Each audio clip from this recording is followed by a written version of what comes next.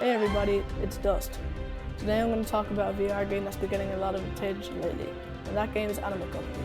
If you're new to it, or even if you've already played it for a bit, this video is going to walk through everything you need to know.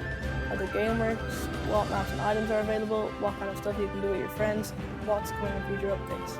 We're going to do this step by step so you leave knowing exactly what Animal Company is, why it's worth your time, and what makes it so different from other VR games out there.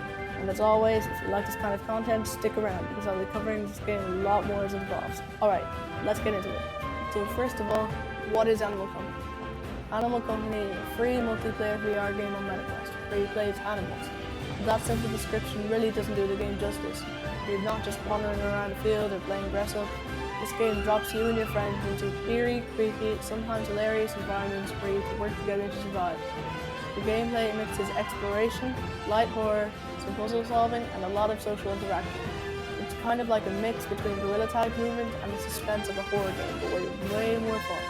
And while the game isn't designed to be a full-on horror game, it does have a creepy atmosphere in a lot of places.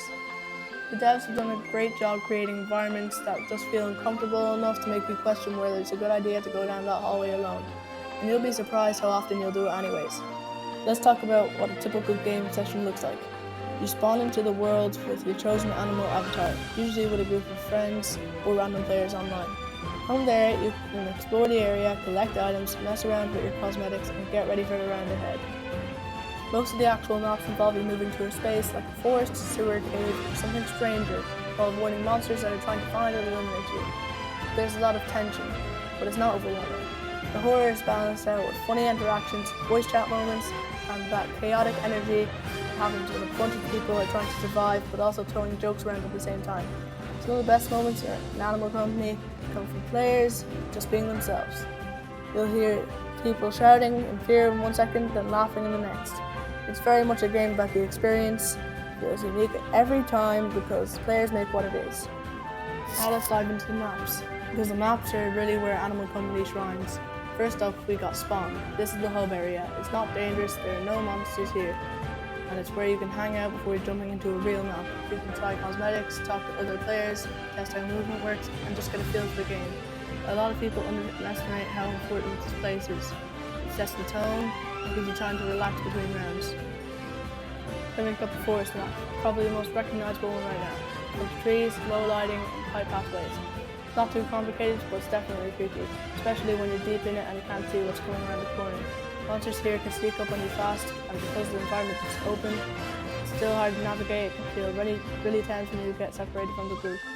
Next is the Sewers map. Now this one is straight up claustrophobic. Tight tunnels, dripping water sounds, flickering lights, it's everything you expect from a creepy sewer. The devs nailed the vibe here. What makes this map hard is that you can't tell where the sounds are coming from. Echoes make it hard to follow from monsters around the next bend or 3 tunnels away. Definitely a map where sticking with your group is a good idea. Then we've got Zero Gravity. This one completely changes the feel of the game. Instead of walking or climbing, you're floating around with reduced gravity. Movement is slower and floatier, and that makes it a very different challenge. You're not just dodging monsters anymore, you're trying to manage how you move. And yes, floating monsters, they're a thing. It's weird, it's fun, in a dreamlike, creepy way. And there's so many maps, it would take me so long to say, so I'll finish with Caves, probably the most tense one in my opinion. This place is dark, confusing, and just feels dangerous all the time. You'll hear monsters moving, you'll think there's somebody behind you, and suddenly who you're with is gone. There's something about being underground with no clear exits that makes everything scarier. The Caves map is where a lot of players get their best screams and best stories. The devs have already teased upcoming environments, including one with weather effects like fog and rain. I'm really hoping they do something like a mall or an abandoned city, something big and weird to explore. Now let's talk about customization. In Animal Company, you don't just play as the default character. You can choose your animal and customize how you look. There are cats, dogs, bunnies, and more. You can add hats, glasses, clothing, and random accessories. Some are goofy, some are cool, some are straight up cursed in the best way possible.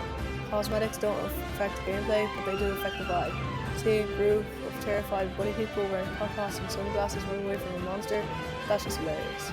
You can unlock cosmetics by playing, collecting items, or buying bundles. The shop rotates, so there's always something new. Some items are limited edition, so grab them while you can. And don't worry, there's no pay to win garbage, it's all visual. Alright, let's talk about the items. So far, the item system is pretty simple, but it's growing. You got flashlights, which are super important in dark maps, and other tools to help you survive with these small objectives. Some maps hide collectible items really well, and you'll only find them by climbing or crawling through weird spaces, so exploration actually feels rewarding. The devs said making more gear, things like noise makers, monster blockers, or things that reveal hidden doors. That's going to add a lot of variety to gameplay. Now let's talk about the monsters. These things are the real start of the show. They're not just jump scares.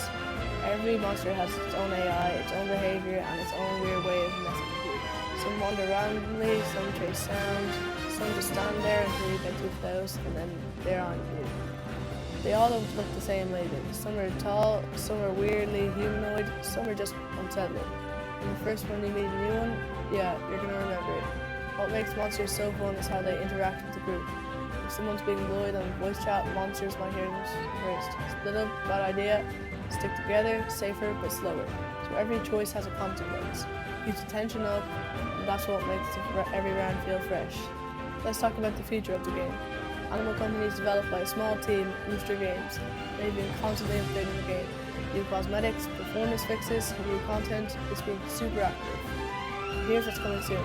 New animals to play as, more maps, seasonal cosmetics, private lobbies, custom match settings, more tools and gameplay changing items, and possibly new monster types. There's even talk of a light progression system, like levels, badges, unlocks. No official date yet, but at the rate they're upgrading things, it won't be long. So to wrap it up, Animal Company is one of the most exciting VR games right now. It's creepy, it's chaotic, it's hilarious, it's only going to get better. Play it solo, play it with friends. Either way, it's worth your time. Already, if you're playing, let me know what's your favorite map, what monster scares you the most, what cosmetic do you wear the most. Thanks for watching.